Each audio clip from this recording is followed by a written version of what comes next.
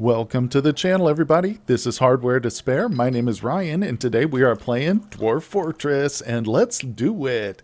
So I got a couple of comments I want to address from previous episodes, actually, not yesterday's, but a few back, and I love it. Thank you for the tips and keeping me honest here, because if I mess something up or say something wrong, please call me out, because this game is so complex that I don't want to add to anybody's frustration. You know, we're here to chill and learn, and if I mess something up, tell me. So one of the first things I want to address is early on, I think it was like maybe the third video, I went in and talked about the bookkeeper and how he's got this special lineup here of numbers, which basically tell him how accurate we want these counts to be.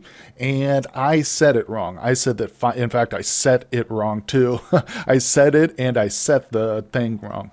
So highest, and it says up at the top, I just didn't even read it. It says highest precision, stock amount will display, all counts accurate. So this job that I've got him set to, this level, it's going to take him the longest, and he's going to be the most precise, which was the opposite. I thought that was the least precise, and that one was the most precise. But again, it shows it up there. So I'm going to, I think, split the difference. Let's go for 4. He's already got it super highly precise. So, and if you'll recall, he happens to be the miner. So this guy is not always like, if we don't have that miner all the time, that's okay. He can spend a little time doing that. But yeah, and if you'll recall, I think we're going to set up a third miner at some point. Let's see here. Let's go to the workshop where I asked them to build that. Was it here? I bet they already built it because I think we set it as a priority. So I asked them to build an iron pickaxe, and it's probably around here somewhere. Actually, you know what? I bet you it's up in the weapons, the armory, as I should say, or somewhere. Anyway, I'm going to find it, and I'm going to choose a dwarf to become our third miner right now. Okay, so I found a little dwarf here that we could pick. He's not doing anything right now. He's currently had no job, and he's a presser. So, and we didn't put him into the squad, so he's a perfect choice. And I'm going to allow him to do other stuff too. I'm not going to make it exclusive, but he is our third miner now, as long as we can find that pickaxe, and that'll be his job. I'm not going to go looking for it. I'm going to let him take care of that. Let's see, anything interesting over here? Oh, we had a bull grow into or we had a baby yak grow into a bull, so that's nice. Let's see, we haven't given him much time since I ordered the tables and chairs here last episode, but this is our farmers guild right here. And I'm not really 100%, I'm not familiar with the guilds and stuff. I think this is a new addition, but if we look at the zone here, yeah, unnamed meeting hall, the waxy eagle, let's look at it here. Farmers Guild Hall, only members of the can visit if guild established. See, that's another thing. I don't know if we have a guild established, although it does say there are 10 members of the Cloudy Guild. So, yeah, maybe we should name it the Cloudy Guild Meeting Hall, something like that. Yeah, let's do that. All right. Well, it is now known as the Cloudy Guild. And again, we're going to have to wait, I think, a little while to get some furniture in there. But oh, we got an alert. What is this here? Human caravan has arrived. Okay. Now, that's another comment that I had, just pointing out that I think I had talked about how useless the elven caravans were. In a way, I was partially joking because all caravans do offer their own unique stuff, including elves too, you know, and the commenter pointed out that they can offer you good food ingredients, which is definitely true. And also, as I mentioned, I think the animals they bring with them can often be very helpful.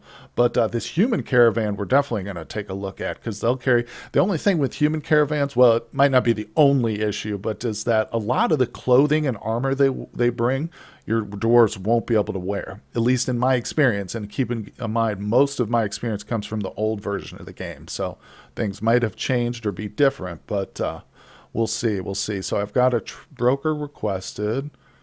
And as soon as he gets up here, he might be here. Hold on. Okay, yeah. So let's move some stuff up here. I'm gonna choose some goodies here for us to trade. Actually, you know what? Maybe we should kind of take a look at what they have first. Yeah, let me go to trade. I don't have anything that I can offer them, but I'm just going to take a quick look through here and see what we might want. Kind of gives me an idea of like how much to bring up here, so we're not wasting labor. Okay, yeah, so real quick as I'm going through, I just get to the clothing, and you can see here it says large copper helm, large alpaca wool left glove. So this large indicator Again, to me, take it with a grain of salt, tells me that my dwarves probably can't wear this stuff. But we do have some humans that might eventually live here if they want to come join us, as monster hunters or whatever. But that's going to be in the future, and I'm not going to be buying them clothes right now. So one thing I am going to be looking for is leather and some cloth, because it's so much easier to just buy it than to worry about butchering and spinning. But yeah, they've got a lot of stuff, so I'm going to keep looking through here, decide what we want. Oh, one great thing about trading is it allows you to go through your own goods in a very thorough way. There might be a screen that you can do this without having a trader here, but here it becomes, pretty important. And it actually allowed me to find that second legendary item that we had built. Actually, it was the first one our dwarves built, but here it is. It's a little green jade figurine. And the other one that we've had made was, here's the crown, pyrite crown. You can see that this one's actually worth way less. This one's worth 13,000 plus here, or roughly about 13,000, which is huge, but we're not going to trade it away, not for the stuff this caravan has to offer. I just wanted to point it out. I think that we will be trading away all these platinum flasks, though, and this, trust me, is a good chunk of money. Look at each one of these is worth roughly about 400 to 500, and there's a lot of them. Oh my God, I didn't realize we had this many. Whew, this is all our flask. Okay. So it does kind of go down here to the water skins and stuff, but very nice, very nice. So I think we probably don't need to carry anything else up here. Goblets, we could do some of these goblets, although I might just save those, Everything else I kind of want to keep, other than maybe some of the just like endless amounts of bolts I had to make. We also have just a ridiculous amount of bolts. Most of them are wood too, but yeah, I'm not going to get my dwarves to trade all these. Although some of them are worth a lot. Look at that. Wow. Anyway, all right, let's do it. Okay, well, this is maybe a good, maybe a bad thing, but I just noticed while I was waiting for stuff, I was looking through alerts, an engineer, has been elected to the mayorship. So I'm going to dismiss that. We'll go into our nobles and administrators. We now have a mayor, and you can see he's got a bunch of needs that are not met. So that's something we need to address right away, because if he goes with these unmet needs for long enough, I believe he's going to start getting very, very unhappy, and he's going to take it out on the other dwarves. So we need a decent study, decent quarters. He needs a dining room of his own, a tomb. And wait, no tomb. No, I'm sorry. A tomb is not necessary for the mayor, but that could be something like a noble would need or something. But yeah, so he needs study, quarters. They need to be decent, and a dining room. So I'm going to start eyeballing some places out for this gentleman. Let's see, who is this guy? I wish I want to click on him and find him here. What is this? All right. Anyway, I'm going to look for him, and we're going to figure this out. I'm going to get him assigned to something. Oh my gosh. I just came to take a look at him. I found him. This guy is a legendary siege engineer and a legendary pump operator. I mean, the pump operator is kind of funny, but the siege engineer, that's kind of valuable. That's what this is right here. This is our siege workshop. And so, like, I'm pretty sure he's the one who would come and build this stuff. Or maybe I'm wrong. Maybe it's him. Maybe the engineering is just the operating of it. But either way, that's hilarious. Our mayor is a legendary pump operator, for one, which is funny enough. But he's got two legendary skills, man. I want to find him again and take a quick look at him again. Okay, let's just admire this bad boy here. He's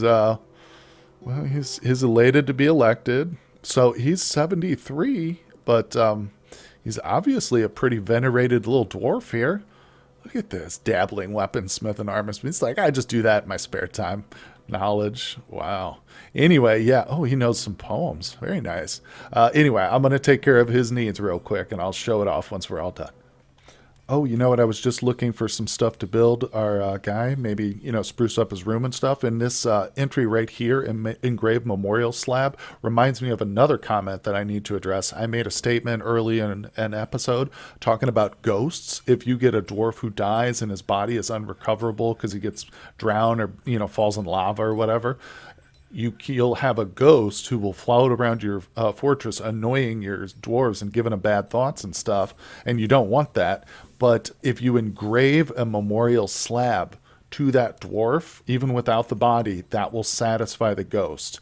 But I had forgotten about that, so I really appreciate that comment. And that's the first thing here on my stone workshop. When I just click it and I go to add new task, it's the first thing. So first you would need to make the slab, but then once you have it made, I think you can engrave it and memorialize whatever dead dwarf you can't find.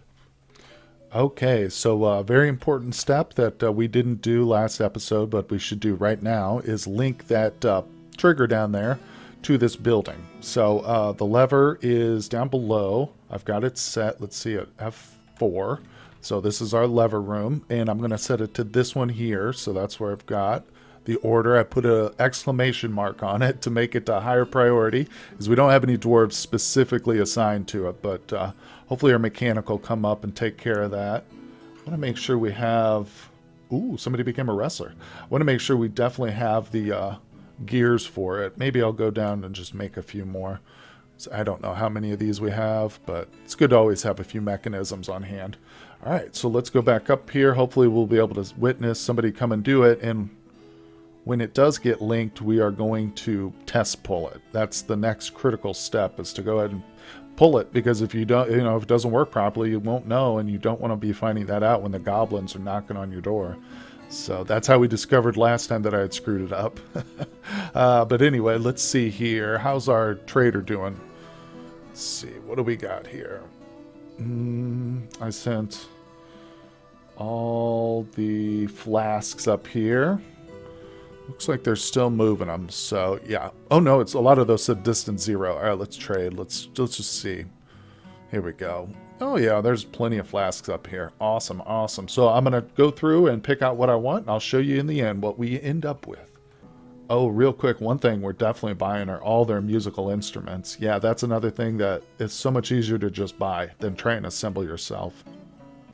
Okay, well I picked up some cloth, all their leather pretty much, because we're going to be needing that when we outfit some crossbowmen and stuff. But other than that, a little bit of food, some general goods, you know, some backpacks, so we don't have to worry about making those with our leather. But down here at the very end of the list, they often have some interesting stuff, like these empty parchment sheets. I'm going to grab those, because that, once we get scholars and stuff, they're going to want to make like books of their own. We could also buy some scrolls here that are already pre-written. These are copies of other scrolls. This one's quite valuable, but let's just see here. How much do we have to trade? Oh my god, we got a ton to trade here. You can see the value of my trade is at 6,300 right now. I haven't put anything up, but obviously we can afford it. So I think we will, man. Let's do it. Let's grab all the good stuff. I was hoping for like maybe some more instrument pieces down here, but no, just some crutches and splints, and above that is all the food. But yeah, we've come away with it with like, well, here we go, 10,000 worth of goodies. So now I've got to go through, and I guess I'll unselect several of these flasks just to kind of, because we don't want to give them too much, right? We don't want to waste some of our flasks here. These are obviously very good trading items, but I'm going to be pretty generous. We'll probably give them like 15K worth of goods, but let me get that all sorted out. All right, like I said, I'm offering him a value of 15,000. Let's see if he'll take it here. He's making a profit of 4,600, so let's go. Oh yeah. Oh, so he doesn't like that. Okay. Yeah, we'll do that. The following fortress goods were offered in a counter offer. Yes, I'll say okay to that. That's fine. So you know what? Yeah, okay, he's got it. Now let's. He went ahead and did it, because now our value is up to 20K. That's fine. That's fine. Let's see here. Accept counteroffer. Boom. All right. He seems ecstatic with the trading. There we go. That's what we want. I want a happy merchant, because we can always make more platinum flasks, to be honest, you know. But no worries. That was a good trade. Okay, so I just deselected. No trader needed at goods, and now eventually, slowly, they'll move all our stuff down below, and we can turn that off there. I don't need to worry about that anymore. Let's see what else we got. Hunting dog gave birth. More masterpieces. Human merchant. Oh, we got an axe dwarf. That's awesome. See, when you see those promotions to axe dwarf or wrestler or whatever, that means that they're gaining skill in that. And yeah, well, that's what we want, are like basically some professionals in our army. And we're getting there. Now I'm looking at these floors. I'm wondering, did they suspend these or what? Instructions suspended. Sometimes they'll do that. They're kind of weird. Sometimes they get a little finicky. And if you notice something hasn't been built in a really long time, like this, everything else is done here. Yeah, literally, this entire wall and structure is done except for those 4 pieces. So we might have some trouble with it. We'll see. We'll see. I'll get them to force them to do that. So the next step basically is to add another layer to our walls here. Let's see if this has been hooked up. Let me go down again. Click. Did we? Yeah, okay, so we did get the lever. Let's go hit that lever. I can never remember what floor this is on. Okay, let's hit pull lever.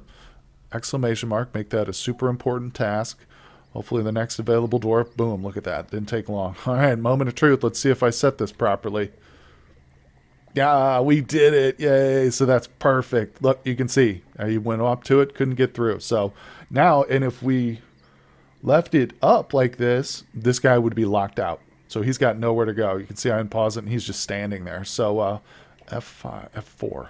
Let's link that again. Or I'm sorry, let's pull that again. Put a exclamation mark on it.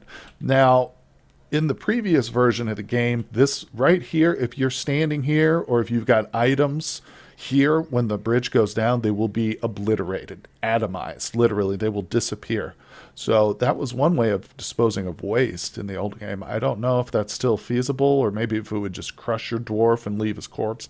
I don't know, but I'm not really wanting to try it. So there we go. Now the gateway is open now. So what I'm going to do is I'm going to come up a level, and I'm going to start laying out more walls here because we want a second layer. So real key thing to point out too is I'm doing a second layer of walls, but I think after like our third one, when we go up to a third story, which we will do, I'm going to use fortifications because that's what allows your dwarves to shoot through. We'll have a whole I'll do several different layers of flooring up there too, so we can have like stationed dwarves and stuff. But we'll get to that in the future. Right now, we're just working on the second story, so I'm just putting straight walls right on top of the other walls, just like that. And we'll do some chert, doesn't matter. Anyway, I'm going to go through and set all these.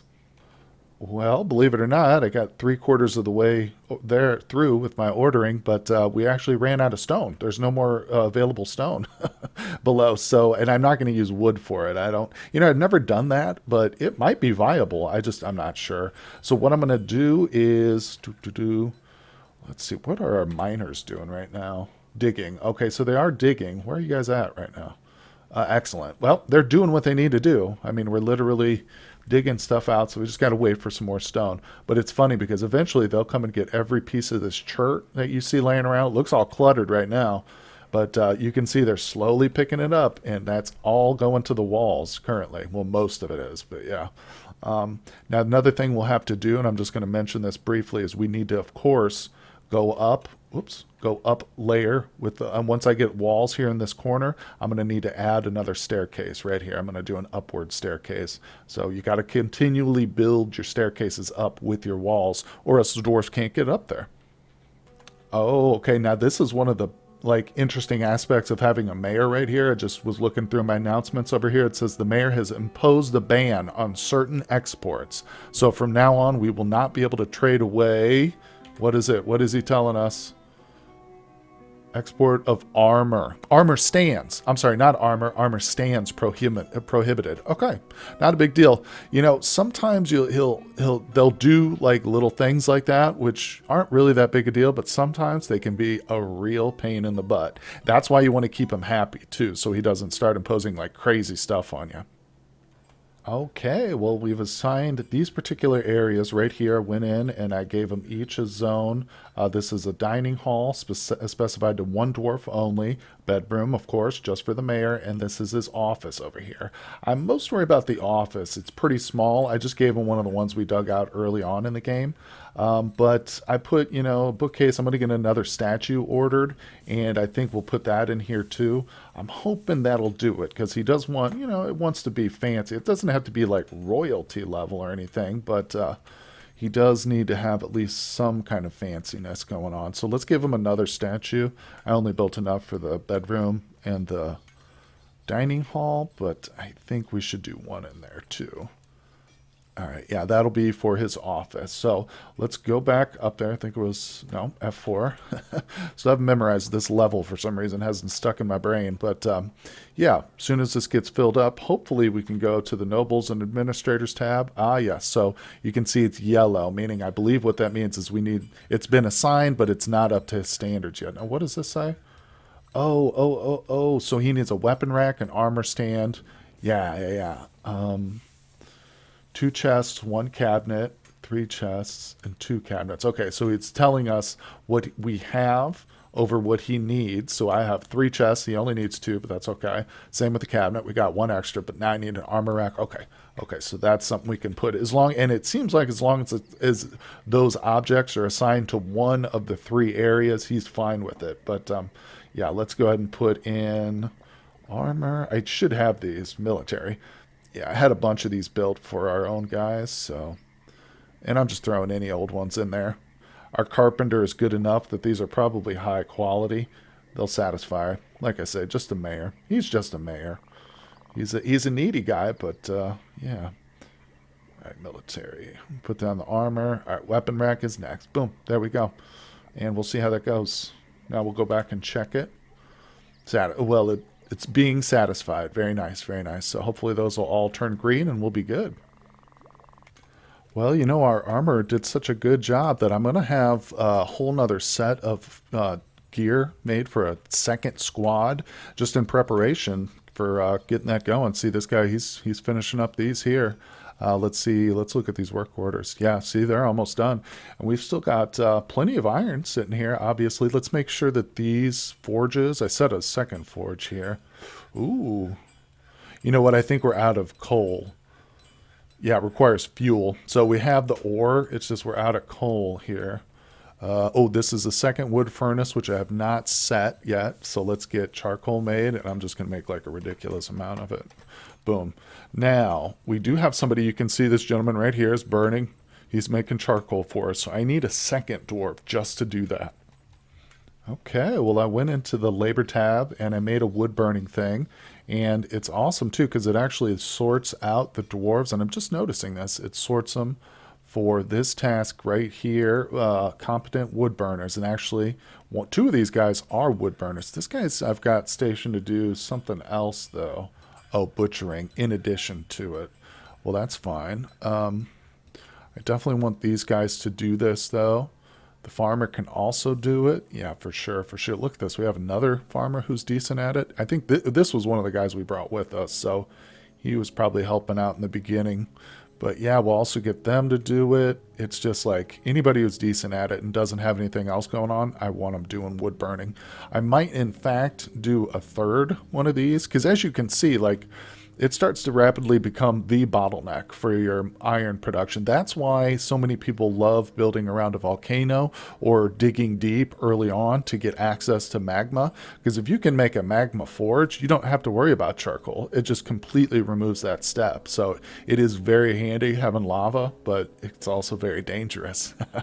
Anyway, guys, thank you so much for joining me today. That is the end of our episode. If you enjoyed the content, hit like and subscribe. Check out the description for all the links, and I will see you on the next episode.